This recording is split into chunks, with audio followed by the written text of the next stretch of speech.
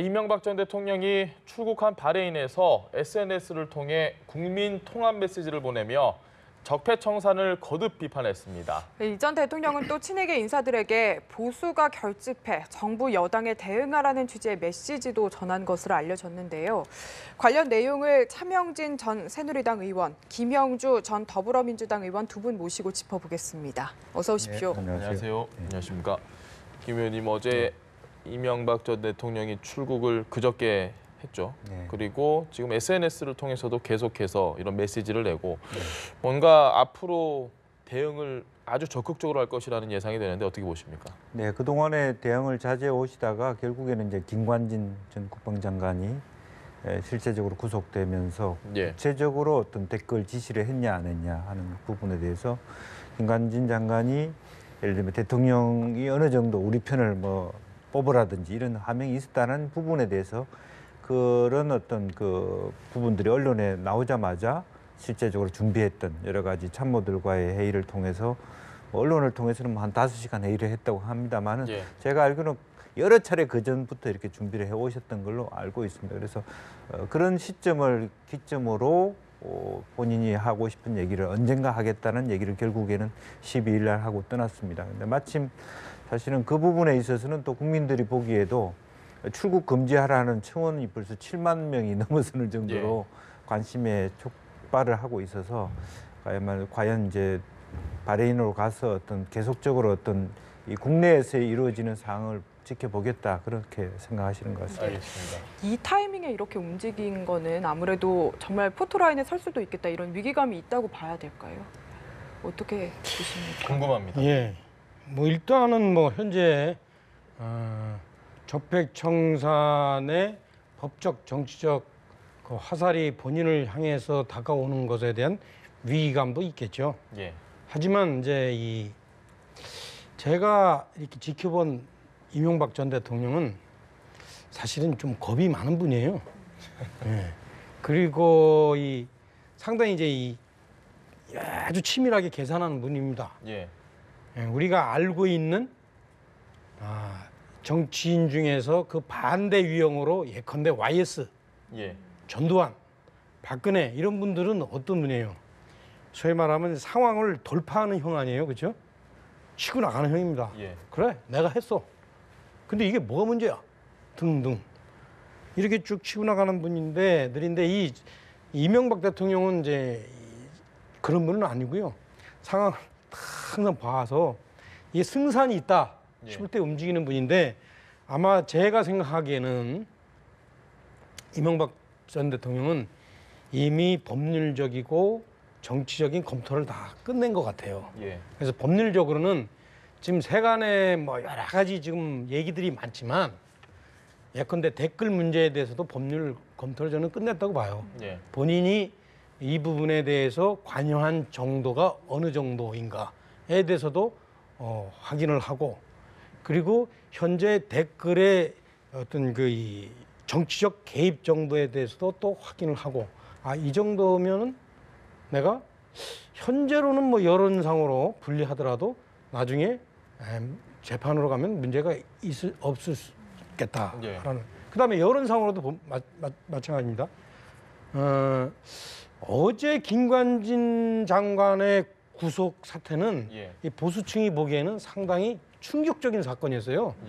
그거는 대통령 두 사람 다 쇠고랑 차는 거하고 그 질적으로 구분이 되는 겁니다. 아까 우리 김영주 의원이 정확하게 예리하게 지적했듯이 이거는 대한민국 안보와 국방을 책임지던 사람이 그 잡혀 들어간 거예요. 실제 그 근거도 사실은 좀 애매하게 이것을 본 보수층들이 상당히 지금 격분하고 있어요. 이러한 그 여론의 흐름을 보면서 이 정도면 내가 나서도 되겠다. 저는 막 이런 상황에서 이분이 이제 MB가 이렇게 좀 얘기를 하기 시작한 거 아닌가. 저는 그렇게 보여집니다. 알겠습니다. 이명박 전 대통령에 대한 이야기를 조금만 뒤에 하고 지금 김관진 전 장관에 대한 이야기를 해주셨는데 말씀하신 건 김 전 장관의 구속에 보수층이 상당히 충격을 받았다. 국방과 안보를 책임지던 한때 굉장히 많은 신뢰를 얻었던 분인데 이분이 구속이 된 건 뭐 큰 이유 없이 이에 대해서는 어떻게 보십니까? 이어서 아마 김태호 전 안보실장, 예. 그러니까 전략비서관조차도 이제 같이 연동해서 갈 텐데 참 이제 애매한 부분은 그렇습니다. 실제적으로 보수층에서 보시기에 이 정도까지고 또 실제로 대통령이 그런 것까지 지시했을까에 대한 어떤 부분이고 예. 그동안의 어떤 안보 책임자를 그렇게 자그마한 일로 가져가냐 이렇게 하는 것이 이제 말하자면 보수 측의 대체적인 시각이기 때문에 충격이 클 수 있겠다는 생각이 듭니다. 그러나 그럼에도 불구하고 사실은 이제 이 국정 적폐청산과 어떤 그런 부분에 있어서는 과연 이제 자기의 어떤 정치적 또 권한적 공무원으로서 합법적인 테두리 안에서 어떤 의사결정을 했는가를 들여다보는 것이고 예.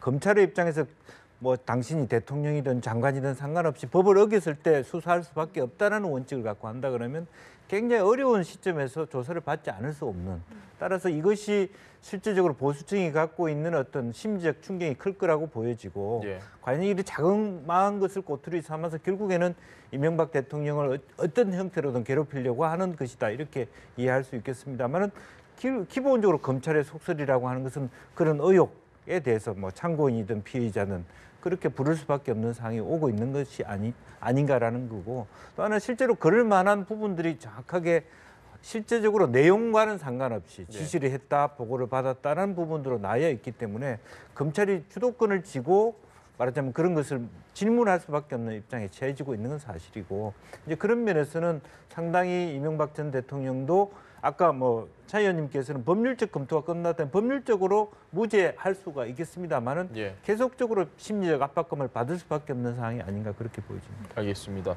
이명박 전 대통령이 사실 대통령직에서 물러난 지 지금 9년이 됐습니다. 그럼에도 불구하고 이렇게까지 많은 이슈 속에 중심에 서 있는 사람이 됐는데 회의를 많이 했다고 언론 보도에서 나오고 있습니다. 참모들을 불러서 회의도 소집하고 혹시 차 의원님께서도 그 회의에 참석을 하셨나요?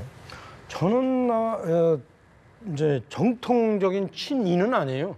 예. 과거에 이제 의원할 때 MB 돌격대를 좀 한 적은 있는데 정통적인 친이는 아닙니다. 그러니까 MB와 함께 일상적으로 전략을 수립하고 예. 또 이 MB에 입이 되어서 어떤 상황을 전달하고 예. 이번에 그 소위 말하는 바레인으로 가는 MB를 대신해서 이동관 예. 전 수석이 사실은 이제 언론 인터뷰도 했잖아요. 예. 그 MB 그 참모들 중에 이제 두 가지 스타일이 있는데 한 스타일은 이제 전체적인 상황을 꿰는 스타일. 예. 그게 이제 박형준 같은 스타일이고 예. 또 하나는 이제 이 개개 전투에 강한 스타일. 그게 이동관 같은 스타일인데 예. 저는 그 두 스타일도 아니고 그냥 이제 좀 MB를 좀 한 발 떨어져서 좀 지원하던 스타일. 예. 그리고 이제 MB가 상당히 이제 이렇게 기특은 하지만 그렇다고 마음대로 할 수 없는 스타일입니다. 그런데 이제 최근에 MB가 이제 여러 가지 상황이 어려지면서 저도 불러가지고 예. 같이 밥 먹으면서 상황에 어떻게 대처할까 예. 의논을 한번 한 적은 있어요. 그때 이제 제가 이랬죠. 그 당시에 MB 참모들 중에서 상당수가 이 상황을 이용해서 다시 한번 정치 전면에 나서셔야 됩니다라는 얘기를 하길래 제가 그 사람들을 면박을 줬어요. 당신들 지금 장강의 물이 얼마만큼 흘러갔는데 이제 옛날 얘기 하고 있냐. 예. 당신 그러다가는 큰일 난다 당신들. 니네들이 앞으로 나서서 너네들이나 잘해라 그랬죠. 그 다음부터는 안 부르대요. 섭섭해서 그런지. 하지만 실제 지금 제가 그 당시 상황에 무슨 생각을 했냐면 문재인 대통령이 지금 시계를 한 점 거꾸로 돌려가지고 예. 과거에 있는 사람들을 다시 정치 전면에 불러내고 있구나. 예.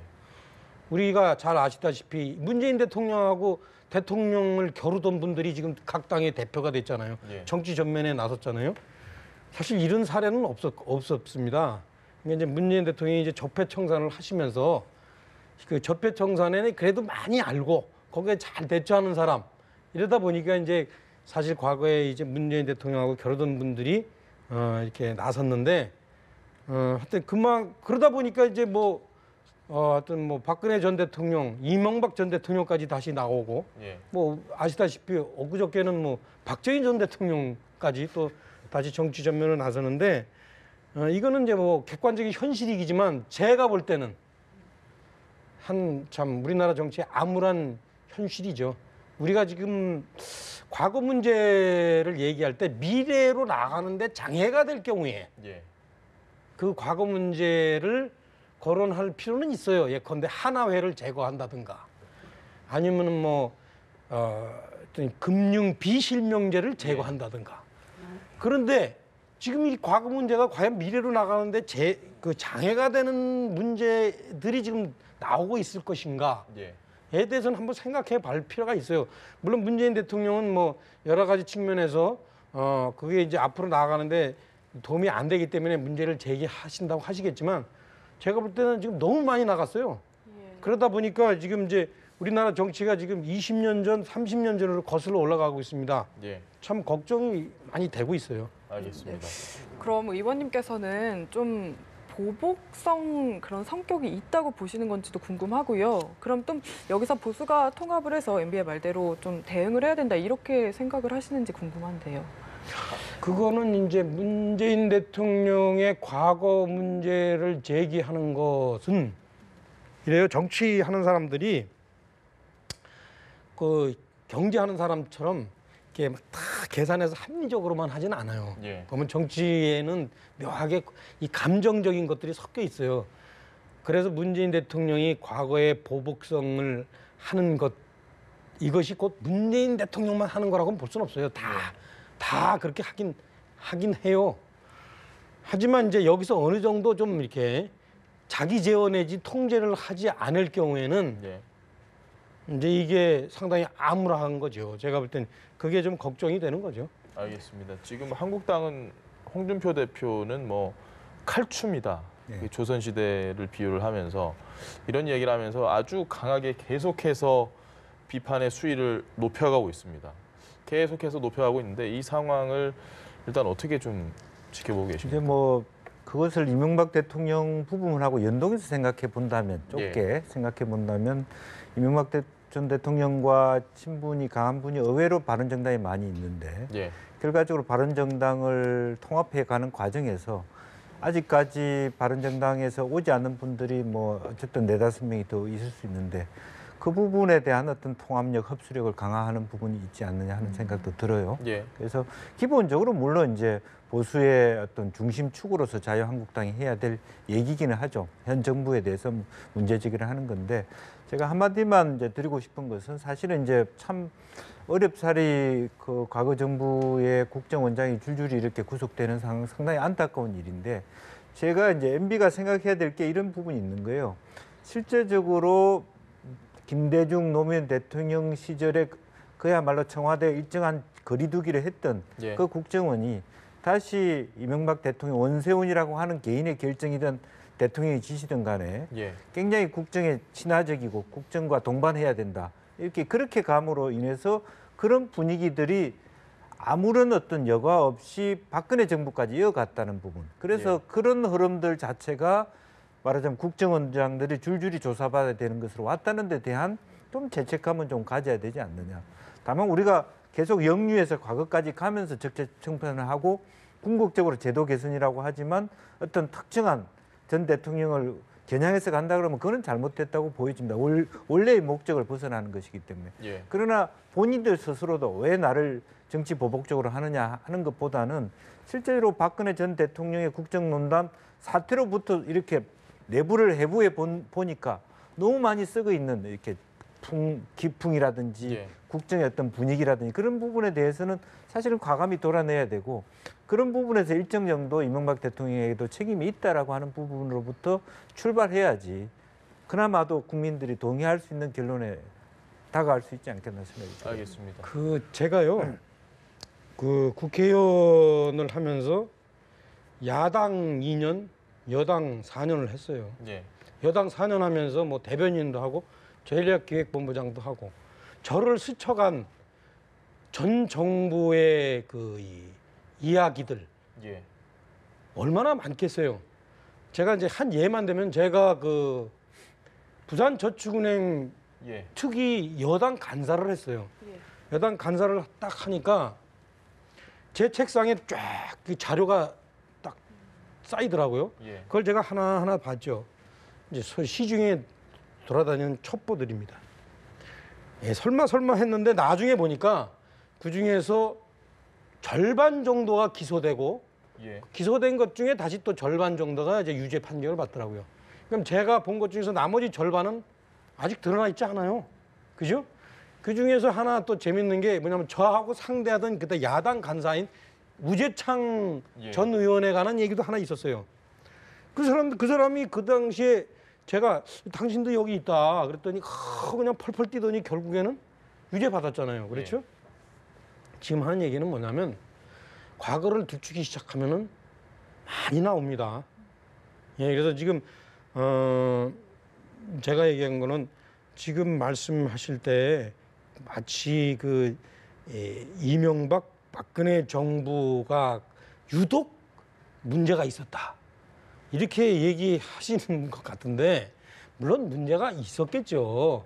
하지만 우리가 이제 거기서 정말로 진짜 외과 의사가 수술을 하듯이 여기까지는 문제고 여기까지는 문제가 아니고 그리고 자신 없는 부분에 대해서는 사실은 메스를 대지 말아야 돼요. 예. 그죠?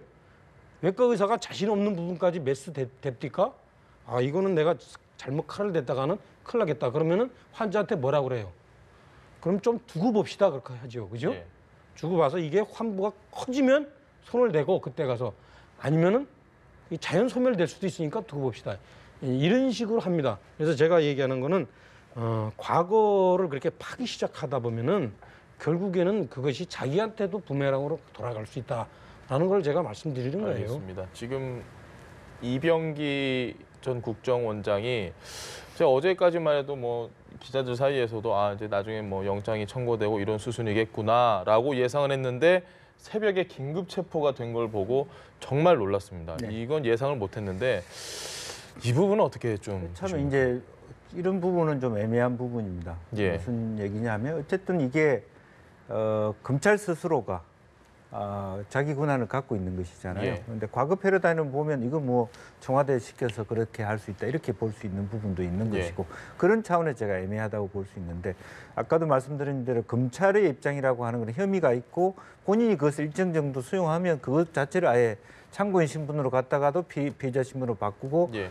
본인 도장 찍고 바로 체포되는 이제 그런 부분들이 있는 부분이 있기 때문에 실제로 그런 정도의 말하자면 검찰은 검찰 나름대로 자기 말하자면 검경 수사권이라든 다양한 자기 이해관계에서 돌아가는 조직이기 때문에 예. 이제 그런 부분에서 자기가 가급적이면 강하게 자기 소명을 가지고 뭔가를 이렇게 업적을 쌓으려고 하는 시점이 있기 때문에 이제 그런 면에서 일정 정도는 상당히 많은 어떤 증거들이 쌓여 있다 그렇게 봐야 될 것 같습니다. 근데 그러니까 이병기 전 실장하고 관련해서 지금 우리가 이제 언론에 흘러나온 얘기가 예. 그분이 국정원장 하다가 비서실장 하려고 특수활동비를 두 배로 늘려서 상납을 했다라는 예. 게 이제 언론에 나오잖아요. 요즘에 이제 소위 말하면 이제 책임 안 지는 인터넷 매체가 막 돌다 보니까 예. 실제 정론지 같은 데서도 그런 걸 또 받아가지고 쓰고 그래요. 그런데 이제 우리가 그 지난번에 최순실 사건과 관련해서 그 당시에 돌았던 많은 얘기들 우리 지금 있잖아요. 재판에서 이렇게 진행되는 것들 보면 우리 지금 사실은 재판을 모니터를 안 하고 있지만 예. 사실 아닌 것들이 많이 드러나고 있어요. 아주 많이 드러나고 있는데 근데 고원기획은 뭐 최순실하고 고영태하고 같이 합작한 거다. 아니거든요. 예. 고영태하고 차은택이하고 합작한 거거든요. 그러니까 이런 이제 그 많은 것들이 사실 아닌 것이 드러나는 건데 근데 이병기 원장하고도 관련해서 마찬가지입니다. 특수활동비 관련해서 우리가 조금만 이성을 갖고서 판단해 보면 특수활동비가 그동안 이렇게 본인과 관련해서 이렇게 막 이렇게 얘기가 나왔던 것들이 몇 번 있잖아요. 예. 근데 근데 검찰이 기소 안 했어요 그동안. 그죠? 예. 그분의 이름은 제가 또 다시 거론하기 뭐하죠? 어떤 분이 그걸 특수활동비를 마누라 갖다 줬다, 생활비 썼다, 뭐 했다. 그 아무 문제 없잖아요. 예. 그러니까 특수활동비라는 것 자체가 이게 사실은 기밀비기 때문에 어디다 썼냐를 묻을 수 없는 자체예요. 그 제도 자체가 곰팡이 나는 제도입니다. 따라서 그 이병기 실장과 관련해서 그게 특수활동비 관련해서 이게 긴급 체포된 건지 아니면 다른 건지 이거 모르는 그렇습니다. 거예요. 그렇죠? 예. 그래서 그 우리가 좀 실제적으로 이제 제가 예. 얘기할 수 있는 것은 어쨌든 박근혜 정부에서 특수활동비가 계속 점정되고 있었다라고 하는 부분이 하나 있고 안봉건 비서를 통해서 일정 정도 어떤 그런 증거가 나왔을 수도 있다. 왜 줄었다가 그만두라 했다가 다시 올리고 이런 과정에 있어서 실제로 이병기 국정원장이 시키지 않았던 본인이 그걸 사실 확인을 동의할 수밖에 없는 입장이 있었다. 그렇게는 볼 수 있는 거 아닌가 하는 생각이에요. 그러니까 체포 사유가 그건지 아닌지도 모른다. 그건 모르죠. 그거는 모르죠. 그리고 모르지만, 그것에 대한 검찰의 판단이 옳은지 아닌지도 또 모르는 거고. 그리고 우리가 전혀 모르는 개인 비리의 어떤 부분을 가지고 그게 영장 체포 사유가 됐는지도 사실은 알 수가 없는 부분이 있습니다. 근데 저희가 흔히 긴급 체포라 하는 건 정말 지금 긴급하게 급박하게 꼭 체포를 해야 되는 사유가 있어야만이 하는 건데 사실 뭐 어떤 이유인지는 저희가 모르겠습니다만 이후에 구속영장을 청구를 할 수도 있고 라는 가능성이 있음에도 불구하고 이렇게 하는 거는 뭐 좀 어느 정도 일각에서는 상당히 많은 사람에게 좀 쇼크를 주기 위한 방법일 수도 있다 이런 얘기도 있습니다. 이건 어떻게 보십니까? 그러니까 이제 현행범이거나 아니면 정말로 바로 증거인멸의 여지가 있을 때 그때 긴급 체포하죠. 저 그렇게 해서 긴급 체포 많이 당해봤는데 옛날에 운동권한테.